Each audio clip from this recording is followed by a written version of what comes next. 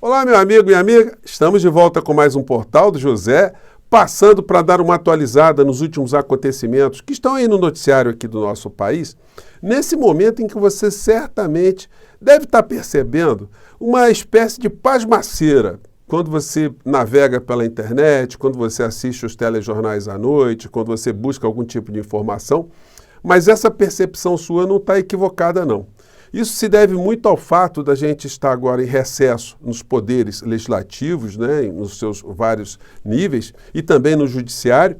Isso faz com que muitas das criaturas, né, que fazem das redes sociais pautas com as suas insanidades, com seus discursos, com as suas presepadas, sobretudo na Câmara e no Senado, isso não esteja acontecendo agora.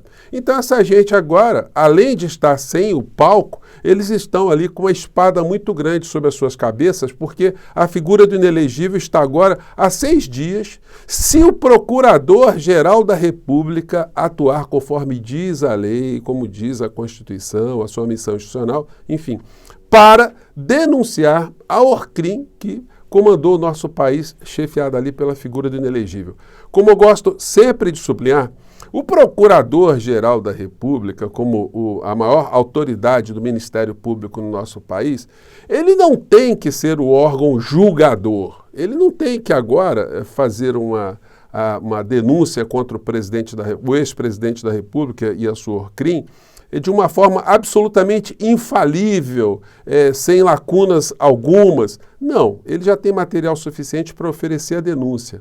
Agora, a denúncia é a petição inicial de uma ação penal feita pelo Ministério Público, né? Então, o réu, no caso, a figura ali apontada, terá a partir de então todas as oportunidades para rebater todos os argumentos daquilo que a Polícia Federal já catalogou, já colocou ali, e dizer que não aconteceu nada daquilo. Depois de haver esse processo, né, com a acusação e a defesa, aí o Judiciário passa para o julgamento. E aí vai analisar se aquilo que a Polícia Federal identificou era crime, não era crime, se os sujeitos que estavam ali cometeram crimes ou não cometeram. E nós já sabemos que o material está muito robusto, então não tem como o Procurador-Geral da República fugir dessa responsabilidade, porque se isso acontecer, se ele mitigar, se ele der uma aliviada nessa história, ele vai simplesmente fazer a mesma coisa que Augusto Aras fez aqui no nosso país, uma situação que precisa ser passada a limpo aqui no nosso país. Pô, fiz essa abertura aqui, agora vamos partir aqui para os assuntos do dia, né? Mas antes de mais nada, quero convidar você que está chegando agora no nosso portal, ainda não nos conhecer, para que você se inscreva aqui conosco, venha participar das nossas atividades, compartilhe os nossos vídeos, não se esqueça, dê seu joinha, mande seu comentário, se puder, se inscreva aqui também no nosso clube de membros, tá legal? Você que é muito bem-vindo e muito bem-vindo. Gente, começando aqui nessa atualização com um assunto que está mobilizando boa parte da mídia aqui no Brasil e fora do nosso país. Eleições americanas. Abre aspas, o parênteses, né? Principalmente sobre raça, estúpido. Isso aí é uma paródia, né? Que Ronilson Pacheco, que é um autor espetacular, um estudioso, morou nos Estados Unidos, deu aula nos Estados Unidos, né? Que ele faz da expressão, né? É economia estúpido, que já foi lançada algumas vezes em eleições nos Estados Unidos para explicar, né? Por que o povo vota de um lado ou de outro. Aqui no Brasil também a economia, e no mundo inteiro, né, tem esse papel, né? Então, fazendo essa breve explicação, o Ronilson Pacheco, ele levanta uma questão e faz uma crítica, né, que aqui no Brasil, uma coisa que está passando muito invisivelmente nas eleições norte-americanas, não está sendo detectada aqui no Brasil também, que é o elemento racial, de preconceito racial.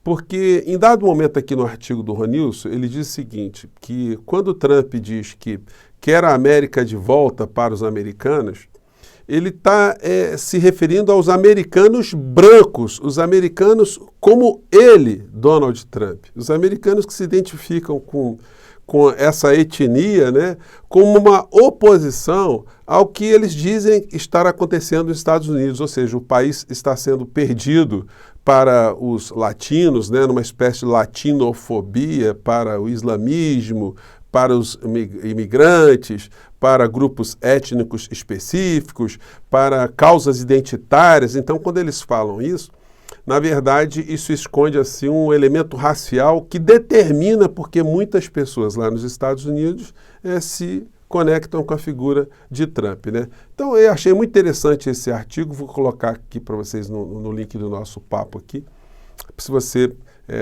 tiver chance e curiosidade de ler esse artigo todo, é muito interessante.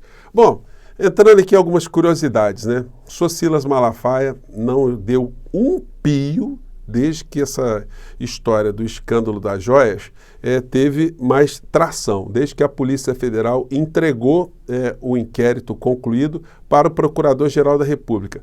Nem uma linha do senhor Silas Malafaia. E não é por ignorância do assunto, não, porque o inquérito foi disponibilizado, tem ali mais de 2.000 páginas. O senhor Malafaia podia ali, ele está sempre virulentamente falando desses assuntos para defender o inelegível, né? Mas está caladinho, né? Outras figuras também que pensam que nós somos esquecidos, eles continuam aí tentando passar a sacolinha, né? Eles gostam muito de dinheiro, né? Esse aqui está vendendo o curso dele, o Paulo Figueiredo. Mas vamos lembrar, né? O Paulo Figueiredo, algumas semanas atrás, fez muitas bravatas, né? Aliás, meses atrás, né? Que Elon Musk estava entrando em campo. Elon Musk agora estava denunciando o Brasil. Elon Musk ia no Congresso americano. Elon Musk vinha para o Congresso brasileiro. Elon Musk isso, Elon Musk aquilo outro, né? E que um deputado que seria o terror de Xandão também viria para o Brasil, né? Etc, etc, etc. Nada aconteceu. Tudo bravata, tudo um bando de cascateiro, de vigaristas, de criminosos. Esse indivíduo ali que eu acabei de mostrar para vocês, inclusive está fora do Estado do Brasil, porque se vier para cá vai ter que responder também à justiça coisas que ele andou fazendo no passado muito remoto, né, antes de acontecer o bolsonarismo, enfim. Mas são situações aí que revelam o perfil dessas criaturas todas, essa Orcrim, né, como é que eles se conectam. Bom, navegando pelas redes bolsonaristas, como eles têm falta de assunto, né, então eles, de vez em quando, surgem com essas criaturas aqui, com uma história surreal. Esse sujeito aqui, que eu já comentei com vocês, se apresenta como pastor, ele disse que o Lula morreu e quem está no lugar dele é um sósia que tem uma relação com a Janja, enfim, gente, é uma história escabrosa.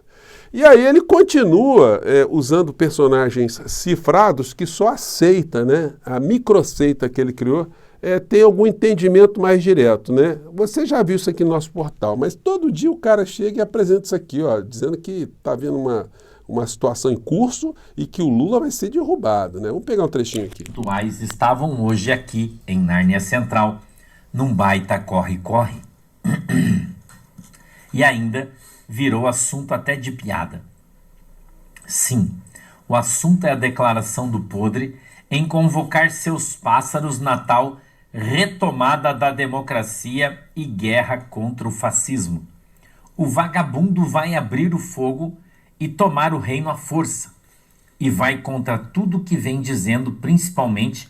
Gente, é uma coisa muito grave, né? Tem um monte de gente que se identifica com isso. E a gente vai vendo aqui o chat do cara, tem gente que vai botando grana aqui no meio dessa história toda, né? Bom, então, enfim, vocês vejam o que nós ajudamos a dar uma brecada aqui no nosso país, né? Essa gente estaria no poder. Esse cidadão aqui, esse pastor que acabei de mostrar para vocês, hoje ele seria um alto funcionário no governo Bolsonaro, teria ali algum trânsito, né? Se ele quisesse, né? Evidentemente.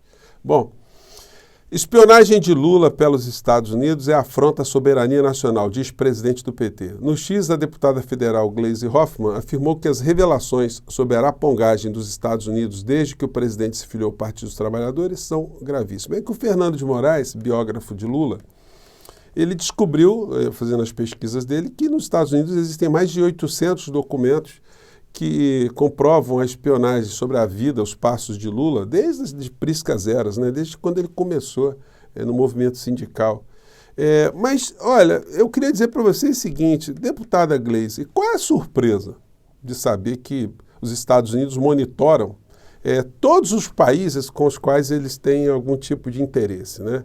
Então, enfim, resta saber se eles desenvolveram alguma ação específica relacionada a essa arapongagem, a esse tipo de informações que eles catalogavam e continuam a catalogar em tempos presentes. Então, não há que a gente ter surpresa nenhuma. O que a gente tem que entender é que os partidos políticos, as ações políticas, as estruturas políticas progressistas aqui no nosso país não podem perder de vista que existe esse elemento. Nós temos, de fato, aqui uma supervisão, vamos dizer assim, de agências de inteligência dos Estados Unidos da América aqui num país como o nosso, um país estratégico. Gente, o orçamento da CIA lá nos Estados Unidos é uma cifra estratosférica e não é uma coisa que eles gastam dinheiro para ficarem de brincadeira, não. Eles estão ali levantando todas essas informações de todos os aspectos aqui no Brasil e fora do nosso país também, né? Bom, e para fechar o nosso papinho de hoje, exclusivo, matéria do antagonista Cruzeiro. Após lobby, clã Bolsonaro cria startup para explorar grafeno. Empresa chamada Bravo Grafeno está sediada em uma pequena sala de coworking na região administrativa de Águas Claras, no Distrito Federal. Então é o seguinte, essa gente gosta muito de dinheiro. É só isso que move o clã Bolsonaro, gente. É a empresa encabeçada aqui pelo Flávio Bolsonaro, né? Que é um exímio, né, transacionador de imóveis, que inclusive estão agora no foco de algumas reportagens do ICL, que mostram que o clã Bolsonaro, toda vez que fazia a compra de um imóvel, sempre tinha um membro do clã numa agência do Banco do Brasil sacando dinheiro em espécie de um cofre. Não é sacando de uma conta, de uma aplicação, como fazem todas as pessoas que têm dinheiro lícito aqui no Brasil. As pessoas que transacionam dinheiro ilícito, elas costumam tentar malocar dinheiro de uma forma não perceptível, não detectável, né? Mas comprar imóvel, e eles mostram um talento estratosférico nessa história, né? Então está aqui o Flávio Bolsonaro, com 30% da sociedade, depois tem o Fernando Nascimento com 15%, Pedro Luiz com 15%, Bolsonaro com 20% e Michel Xiste com 20% da história toda, né? Então, nós vamos acompanhar aí algumas novidades em relação a esse assunto, né? Vamos agora ficar de olho o que tem por trás, né, dessa empresa para tentar explorar grafeno, né? O que já tem de desenhado? Porque, gente, vamos ser sinceros aqui, né? Essa gente não dá nenhum tipo de ponto sem nó, né? Eles não conseguem fazer nada sem nenhum tipo de planejamento, sem nenhum tipo de visão de como abocanhar mais dinheiro. O clã está sendo muito eficiente nisso, né? Mas isso pode ser interrompido mais cedo do que eles estão imaginando, né? Porque tem cadeia no meio dessa história, né? Bom, eu fico por aqui, espero ter dado aí uma boa atualizada com vocês e amanhã a gente volta, tá bom? Um grande abraço, tchau!